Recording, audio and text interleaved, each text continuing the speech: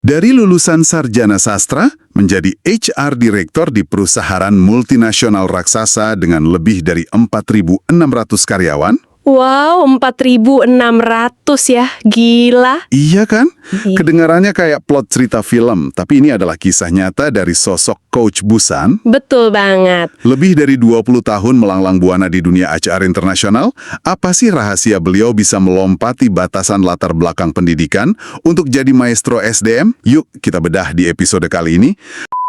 Assalamualaikum warahmatullahi wabarakatuh. Waalaikumsalam warahmatullahi wabarakatuh. Halo, selamat datang kembali di channel YouTube Tukang Komentar. Podcast kali ini cukup istimewa, spesial kado ulang tahun untuk Pak Budi Santoso alias Coach Busan. Ya, selamat ulang tahun buat Pak Budi Santoso. Semoga panjang umur dan sukses barokah selalu. Amin. Amin, amin. Ya, selamat ulang tahun buat Coach Busan. Apa jadinya kalau seorang mantan guru kursusan bahasa Inggris yang nggak punya latar belakang psikologi, hukum, ataupun manajemen, tiba-tiba berhasil menduduki kursi tertinggi sebagai HR Director PT Rentokil Indonesia? Itu dia yang mau kita kulik hari ini. Kita bakal ngebedah CV dan catatan karir beliau. Tanpa modal koneksi, tanpa ijazah linier, pria ini ngebongkar satu jalur rahasia di dunia HRD yang jarang diketahui orang awam. Jalur yang beliau tebus dengan cara bekerja lembur dari jam 7 pagi sampai jam 11 malam setiap hari, demi mencuri ilmu. Wah, radikal banget ya ritmenya. Banget. Makanya kalau Anda merasa salah jurusan atau mentok dalam karir, Anda wajib mendengar rahasia radikal dari Coach Busan berikut ini. Mulai dari perjalanan karir beliau, ada pro kontra biar menarik, lalu kita ulas semua kelebihan beliau. Setuju. Dan yang bikin pembedahan profil kali ini super menarik, kita tuh bisa ngelihat pola strategi yang nggak diajarin di kampus manapun loh. Iya, nggak ada di buku teks ya? Nggak ada. Jadi buat Anda yang lagi dengerin, kalau ngerasa kejebak di karir yang minta kualifikasi yang Anda nggak punya, profil Coach Busan ini tuh semacam studi kasus soal kelincahan adaptasi. Benar. Gimana beliau pakai kelemahannya jadi senjata, gitu kan? Persis. Beliau nemu semacam pintu belakang lah buat masuk ke industri HR yang secara tradisional itu kaku banget. Oke, mari kita mulai dari titik nol perjalanannya, di awal tahun 2003. Beliau ini baru lulus dari Universitas Negeri Malang dengan gelar sarjana sastra Inggris. Lulusan sastra murni ya, bukan manajemen. Betul. Dan buat Anda yang punya ijazah tapi lagi susah nembus dunia kerja, pasti paham banget rasanya. Kita kan mikirnya ijazah itu kayak kunci emas, ya nggak sih? Iya dong, mikirnya bakal gampang dapet kerja. Tapi realitanya, pintu perusahaan korporat yang Coach Busan sasar itu ya nggak ada lubang kunci buat jurusan sastra. Mentok di syarat administrasi pastinya. Nah itu dia. Jadi demi bertahan hidup, beliau akhirnya ngajar jadi guru honorer di SMA, SMK, terus ngajar di lembaga kursusan juga. Itu keras loh, realita ekonomi buat guru swasta atau honorer zaman segitu ya. Bahkan sampai sekarang sih itu berat banget. Banget. Ibaratnya tuh gini, kayak punya kunci mobil, tapi pas mau dipakai, baru sadar mobilnya nggak ada bensinnya.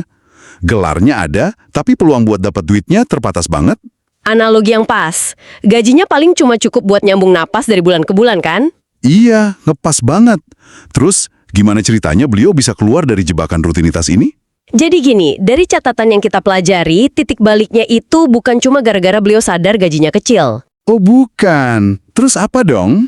Beliau ini jeli, semacam ngelakuin observasi psikologis ke lingkungannya. Beliau merhatiin, banyak rekan guru lainnya itu ngajar bukan karena panggilan jiwa. Tapi karena terpaksa. Nah, bener. Karena mereka ngerasa nggak punya pilihan lain. Keterpaksaan inilah yang ibaratnya nyalain alarm di kepala Coach Busan. Wah, bahaya nih kalau diterusin gitu ya mikirnya. Betul. Beliau sadar kalau beliau nggak ngelakuin sesuatu yang radikal, beliau bakal ikut kejebak di rutinitas itu selamanya. Masuk akal sih. Itu kan ibarat kita lagi di labirin yang pintunya pelan-pelan nutup. Nah, kalau orang biasa kan instingnya pasti nyari kerjaan lain yang gajinya gedean dikit. Insting normalnya sih gitu. Tapi ada satu momen nih yang ngubah segalanya. Beliau ketemu sama seorang mentor senior, seorang praktisi training yang jam terbangnya udah tinggi banget. Iya, dan langkah yang diambil Coach Busan abis itu nih bener-bener di luar nalar. Gimana tuh? Beliau nawarin diri buat jadi asisten mentornya, tapi sukarela. Hah? Sukarela? Maksudnya nggak dibayar sama sekali? Sama sekali nggak dibayar, padahal kan beliau lagi susah finansial kan? Nah iya, makanya ini bertolak belakang banget sama logika orang yang lagi butuh uang kok mau-maunya kerja gratis.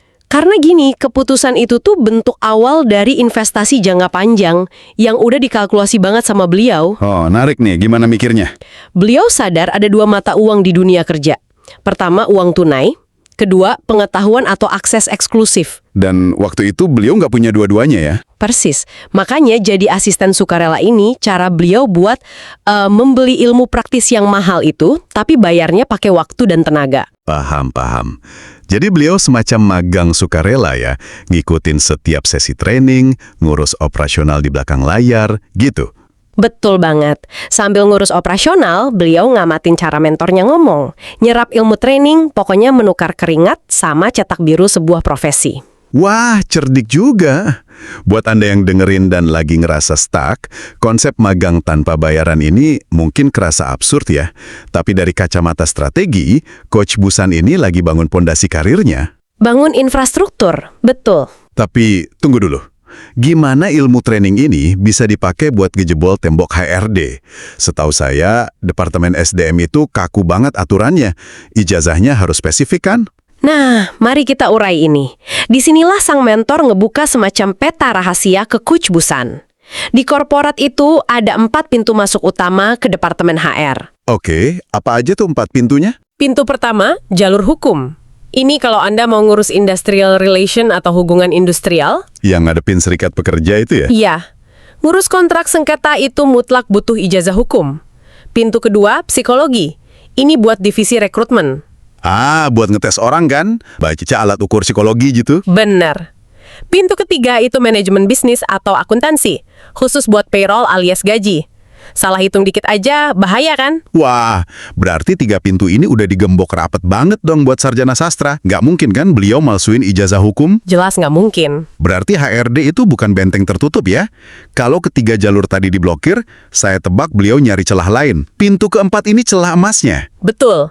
Pintu keempat ini divisi training atau learning and development. Ah, jadi ini semacam kuda Troya buat nyusup masuk. Pakai bahasa Inggrisnya beliau. Kuda Troya, analogi yang sangat akurat. Mentornya ngasih tahu kalau jalur training ini paling fleksibel secara akademis. Maksudnya fleksibel? Nggak butuh ijazah spesifik? Nggak butuh ijazah psikologi atau hukum. Anda cuma butuh jago komunikasi, punya empati, dan paham ilmu yang namanya andragogi. Tunggu, andragogi. Kalau pedagogi kan saya tahu, itu ilmu ngajar anak sekolahan. Kalau andragogi ini ilmu ngajar orang dewasa ya? 100 buat Anda. Ini tuh mekanika dasarnya training korporat. Orang dewasa itu nggak bisa diajarin pakai cara didikte kayak anak SD. Wah ya juga sih, pada punya ego masing-masing kan? Nah itu, orang dewasa belajar dari nyelesain masalah kerjaan mereka sendiri.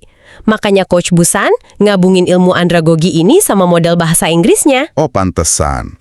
Jadi di tahun 2003 itu beliau dapat kerjaan HR pertamanya ya? Iya, di Philip Morris Indonesia. Mereka butuh trainer bahasa Inggris buat ngejembatinin staf lokal sama ekspatriat. Coach Busan masuk lewat sana sebagai freelance trainer. Gila, langsung tembus Philip Morris loh, perusahaan multinasional raksasa. Tapi kan posisinya masih freelance ya. Nah itu dia, posisinya freelance, dan setahu saya, setelah 1,5 tahun, kontraknya habis. Terus beliau balik lagi jadi guru kursus biasa. Ini kan nyesek ya. Kayak turun kasta lagi. Emang bukan garis finish, tapi ini fase inkubasi. Pas di Philip Morris, beliau nggak cuma ngajar terus pulang loh. Terus ngapain?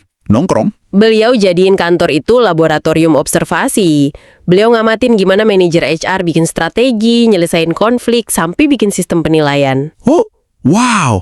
Jadi pas balik jadi guru kursus pun, beliau udah ngantongin peta internal HR corporate dong? Bener banget. Cuma tinggal nunggu momentum aja buat loncat lagi. Dan momentum itu akhirnya datang. Beliau ikut seleksi buat posisi staf HR full-time dan keterima. Tapi nah, ini serunya. Pas udah masuk, beliau baru nyandar kalau beliau itu nggak ngerti apa-apa soal operasional manajemen. Belang akademisnya mulai kelihatan ya? Iya. Dan buat nutupin kekurangan ijazahnya itu, beliau bikin jadwal yang radikal abis. Bekerja dari jam 7 pagi sampai jam 11 malam, setiap hari. Padahal jam kantor resminya cuma jam 8 sampai jam 5 sore. Wah, ini akselerasi yang ekstrim banget. Nah, di sini saya harus ngasih pro dan kontra ya, biar berimbang. Di satu sisi, pronya, ini ibarat jadiin kantor sebagai kampus 24 jam. Tapi di sisi lain, kontranya, ini rentan banget burnout. Pasti itu. Nggak ada work-life balance sama sekali. Konsep kerja seganas ini kan tiket tol menuju stres berat ya. Gimana mungkin beliau nggak tumbang secara fisik dan mental? Kekhawatiran Anda itu valid banget. Kalau dilakuin seumur hidup, pasti hancur itu badan. Tapi Coach Busan ini mainnya di mindset yang namanya time arbitrase atau arbitrase waktu. Arbitrase waktu, gimana tuh maksudnya? Beliau ngelihat ini sebagai sprint sementara, bukan maraton. Beliau rela ngorbanin waktu istirahat buat memampatkan pengalaman 2 tahun kerja ke dalam 1 tahun aja. Oh, bayar harga di depan ya istilahnya. Betul.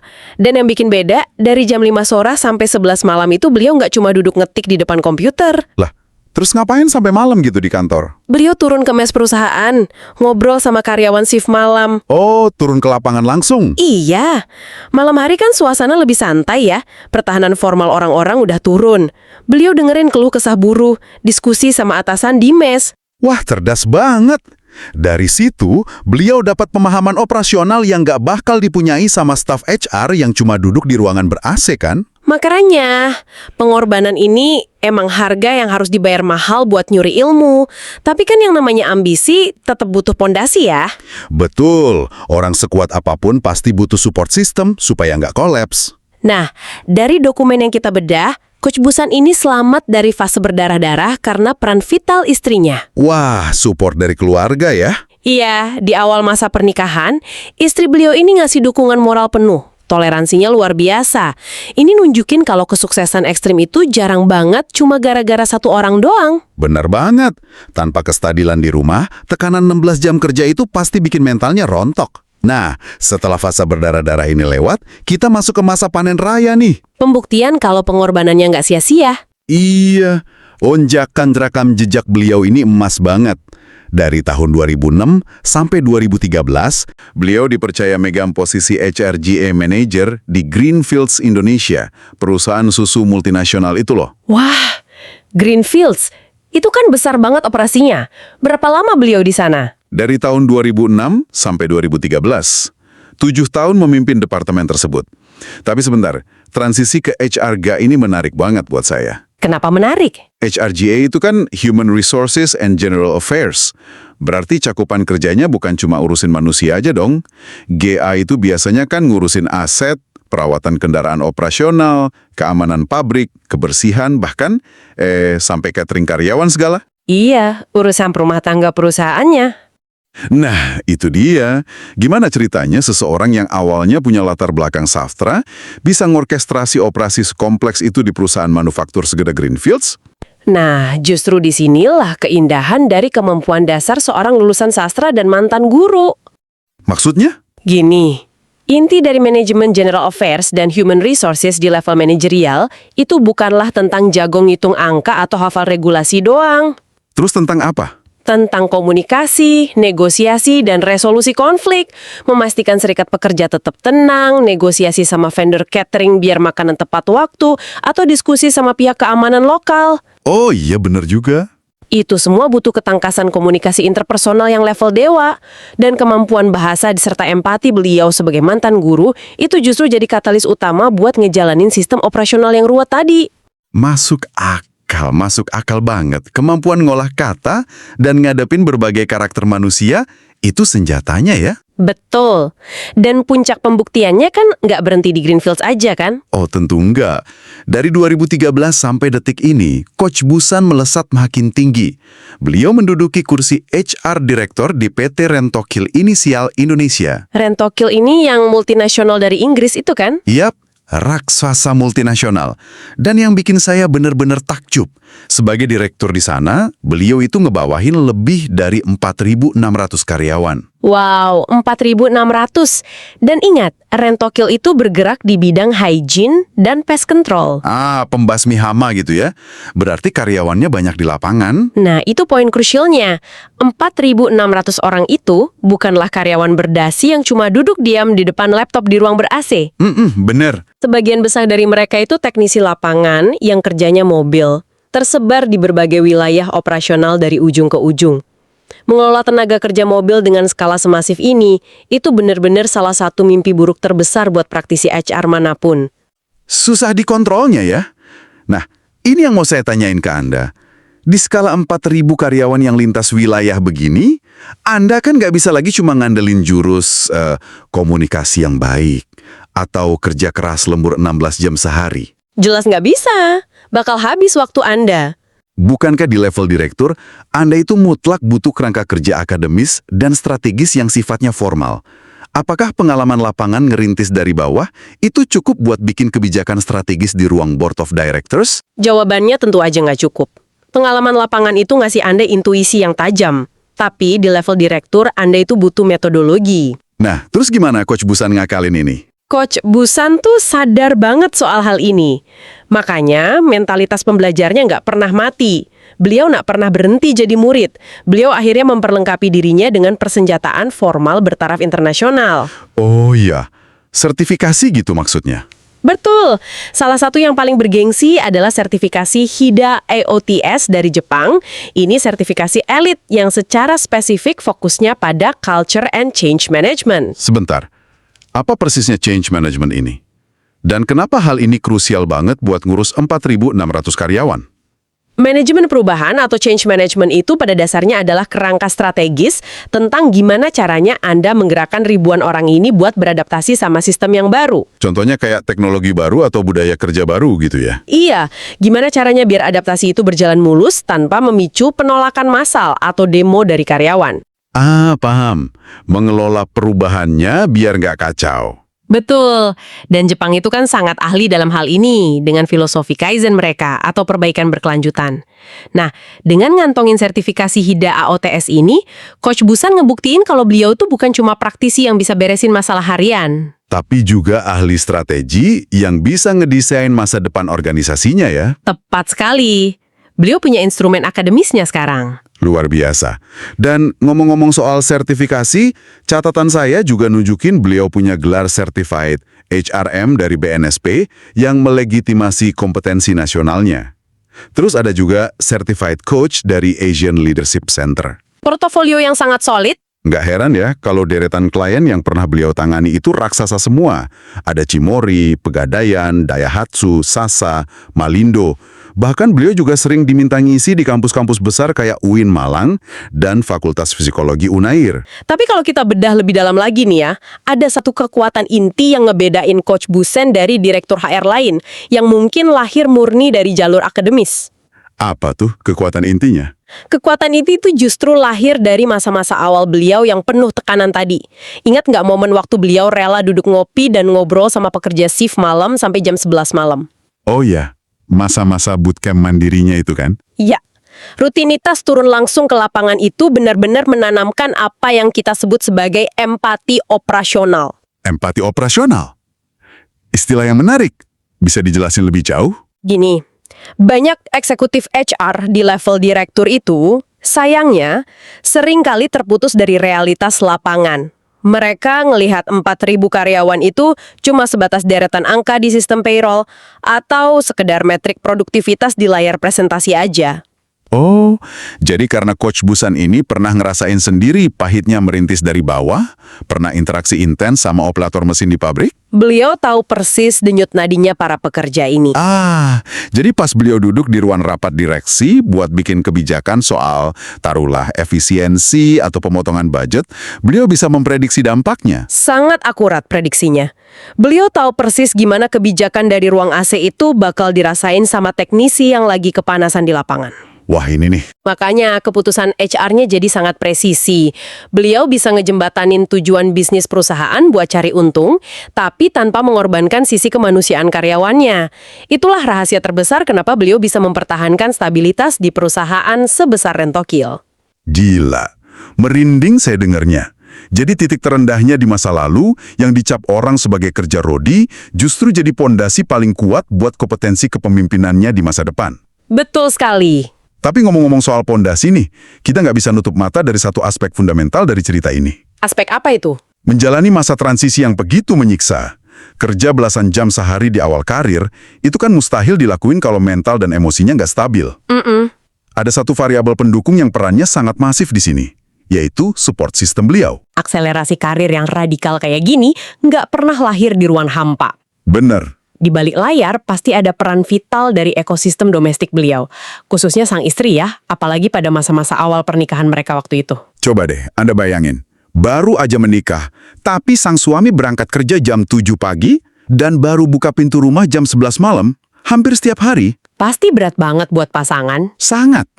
Tanpa dukungan moral yang luar biasa, kesabaran, dan kelapangan dada dari sang istri buat ngasih ruang suaminya ngejar ketertinggalan, secara psikologis pasti beliau udah runtuh dari dulu. Setuju, ekosistem domestik yang stabil itu adalah landasan utama buat ngebangun keberanian profesional di luar rumah. Jadi istrinya ini semacam tameng ya buat beliau. Iya, istrinya itu ngasih ruang aman yang bikin Coach Busan berani ngambil resiko-resiko ekstrim di tempat kerjanya.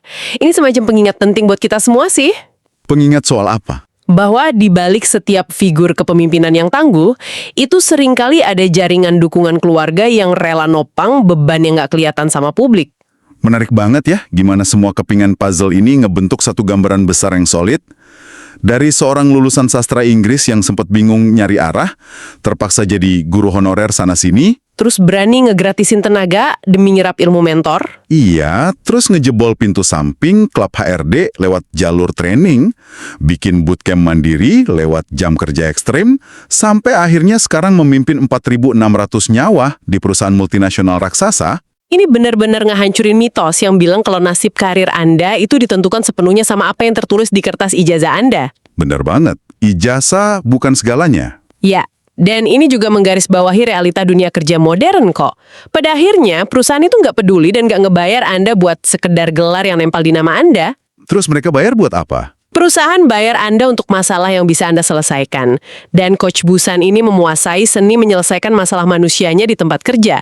Beliau belajar metodologinya langsung dari jalanan, dari lapangan, sebelum akhirnya ngesahin itu semua pakai sertifikasi internasional. Wah, rangkuman yang sangat epik.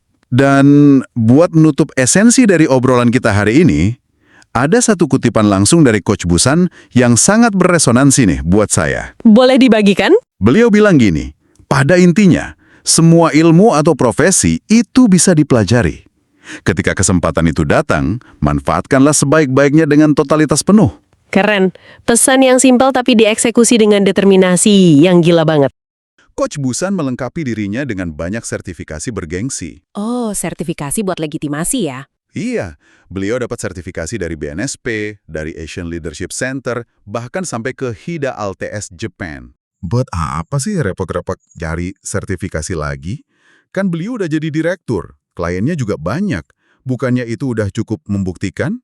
Gini, kalau kita lihat big picture-nya, dunia korporat global itu kan butuh bahasa validasi. Pengalaman itu keren, tapi sertifikasi ngasih stempel resmi kalau beliau berhadapan sama direksi atau auditor internasional. Oh, paham. Jadi ini ibarat ngunci posisinya supaya nggak ada yang meragukan lagi ya? Tepat. Ini melegitimasi posisinya. Pesan inspiratif beliau itu kebukti banget, semua ilmu atau profesi itu bisa dipelajari kalau kita ngasih totalitas. Wah, benar-benar ngehancurin mitos kalau masa depan kita tuh didikte murni sama jurusan kuliah pas umur 20-an ya. Ijazah itu cuma tiket masuk peron, tapi keretanya mau kemana, kita yang nyetir. Bener banget, asal kita tahu cara meretas sistem dan nemu pintu masuknya. Kayak jalur training tadi. Nah, sebelum kita tutup, Anda ada satu pemikiran nggak nih buat pendengar kita renungin di rumah? Ada dong. Coba deh teman-teman renungin. Kalau seorang sarjana sastra Inggris aja bisa naklukin puncak dunia HR karena jeli nemuin pintu masuk lewat jalur training, pertanyaannya buat Anda sekarang, apa sih pintu rahasia di industri impian Anda yang selama ini belum Anda sadari keberadaannya? Wih, dalam tuh pertanyaannya. Temukan pintunya dan bersiaplah buat mendobraknya ya. Betul. Wah, sangat inspiratif ya pembedahan profil kita kali ini. Yuk dukung channel ini dengan like, share, dan subscribe channel Tukang Komentar. Dan silakan request, next kita bakal bahas siapa? Atau bahas apa ya? Silakan drop di komentar. Terima kasih, dan wassalamualaikum warahmatullahi wabarakatuh.